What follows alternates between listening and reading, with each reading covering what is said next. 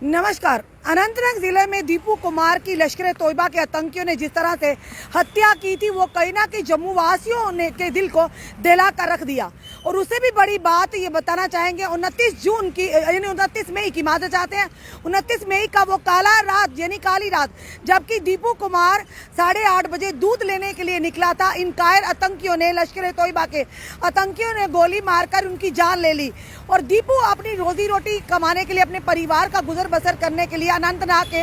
एक जिला में वहाँ पे बताना चाहेंगे वहाँ पर एक सर्कस में काम करता था, दिहाड़ीदार मजदूर था, मजदूरी कर कर अपने घर परिवार का गुजर बसर करता था। और बात बताना चाहेंगे गुड़िया दीपू की जो पत्नी, ये कहेंगे कि दीपू के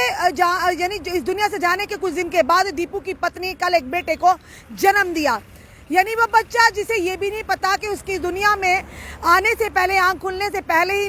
कायर आतंकी ने उसके पिता का साया उसके सर से उठा दिया। और उसी के चलते दीपू के परिवार, उसकी पत्नी और माता पिता की आंखों में खुशी तो है, पर आंखें वहीं पर नम है कि काश दीपू भी आज जिंदा होता, अपने बेटे का वो खिलखिलाता मासूम चेहरा देखता, जो आज भी ना जाने टिकटिकी लगाए। ये तो उसे पता भी नहीं दीपू को कि उसके पिता का साया उसके सर से उठ गया। और उसी के साथ दीपू के परिवार की बदहाली की कहानी अगर सुनेंगे तो आपके पैरों तले जमीन भी निकल जाएगी। दीपू कुमार जो उधमपुर के एक गांव में रहता है और उसके घर की इस तरह की बदहाली है कि मार्ग तक का रास्ता और उसके घर तक नहीं, पानी भी शुद्ध पानी उसकी आपूर्ति नहीं है, और यहाँ तक कि बिजली भी पूरी तरह से नहीं है। ये हालात और कच्चे मकान में दीपू की पत्नी ने एक बेटे को जन्म दिया। और साथ ही साथ ये कहेंगे कि वहां पर कुछ नेता,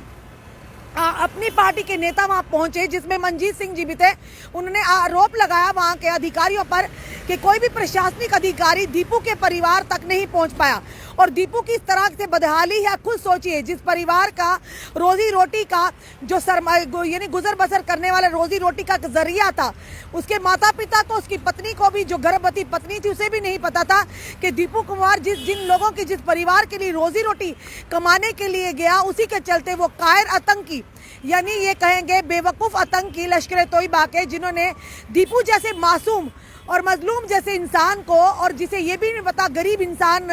के जो था, उसकी जान ले ली। यानी साफ तौर पर दिखता है ये कायर आतंकी ही ऐसा कर सकते हैं। और साथ ही साथ क्योंकि इनका हमारे सुरक्षा बलों, जम्मू कश्मीर पुलिस का सामना करने की इनकी औकात नहीं है, इसीलिए ये इन गरीबों को की जान लेते हैं अपना डर और भय बनाने के लिए। पर वहीं पर कहीं ना कहीं ये जरूर कहेंगे कि ऊपर वाले की लाठी बड़ी बेआवाज है, और जब पड़ती है बड़े बड़े तख्तो ताज हुई नस्तो नाबूद हो जाते, तो ये आतंकी क्या है। पर वहीं पर सवाल ये भी कि कहीं ना कहीं ये कहेंगे ऐसे गरीबों पर इन आतंकियों की गाज गिरती है, तो खुद सोचिए उस परिवार का क्या, जिन्होंने ना जाने कितने सपने संजोए होंगे। गुड़िया का क्या, 2 साल पहले जिसके साथ शादी हुई थी दीपू कुमार की, काफी सपने संजोए, जब वो गर्भवती हुई होंगी तो कितने सारे सपने संजोए होंगे कि बच्चा हमारे बीच में एक प्यार का प्रतीक है। और आने वाले समय में दीपू अपने बच्चे के लिए, अपने परिवार के लिए जितनी मेहनत कर रहा है, वो कहीं ना कहीं ये कहेंगे उसका फल मिलेगा। पर वही उसी तरह उसे ये नहीं पता था उस बुजुर्ग यानी बूढ़े माता पिता को कि दीपू जिन परिवार के लिए रोजी रोटी कमाने गया है,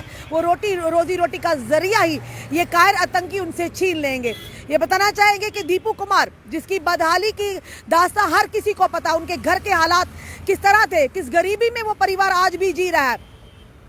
पर वही बड़ी बात है कि मुआवजा तो दिया गया एलजी मनोज सिन्हा जी की तरफ से भी, पर ये मुआवजा कितनी देर आखिर चलेगा, ये सवाल होगा हमारा यहाँ के प्रशासन और सरकार से। क्योंकि कहीं ना कहीं जिम्मेदारी बनती है, हर नागरिक की सुरक्षा की जिम्मेदारी प्रशासन और सरकार की है। पर वही इन आतंकियों का सूपड़ा साफ करने में भी हमारी जो सुरक्षा बल, जम्मू कश्मीर पुलिस और भारत सरकार लगी है। पर उसी के चलते अगर इस तरह की अनहोनी हो जाती है, वो व्यक्ति जो कि रोजी रोटी कमाने के लिए अनंतनाग एक सर्कस में जाकर वहाँ काम करता था, लगी और अपनी घर का गुजर बसर करता था, उसे ये नहीं पता था कि मेरी जान ही चली जाएगी। पर अब उस परिवार का क्या, उन बुजुर्ग माता पिता का क्या, गुड़िया का क्या, जिसकी उम्र छोटी है, अभी 2 साल हुए थे शादी हुए, पति का साया सर से उठ गया, बच्चा जो कि बच्चा अभी दुनिया में आया और उसके पिता का साया आने से पहले उठ गया, तो उसी के चलते अब कौन उठाएगा उनकी जिम्मेदारी। कच्चे घरों में अभी भी रहते हैं और हम उम्मीद करते हैं प्रशासन और एडमिनिस्ट्रेशन की बात करें या सरकार की बात करें, एटलीस्ट दीपू के परिवार में से एक यानी कि उसकी पत्नी को ही शायद एक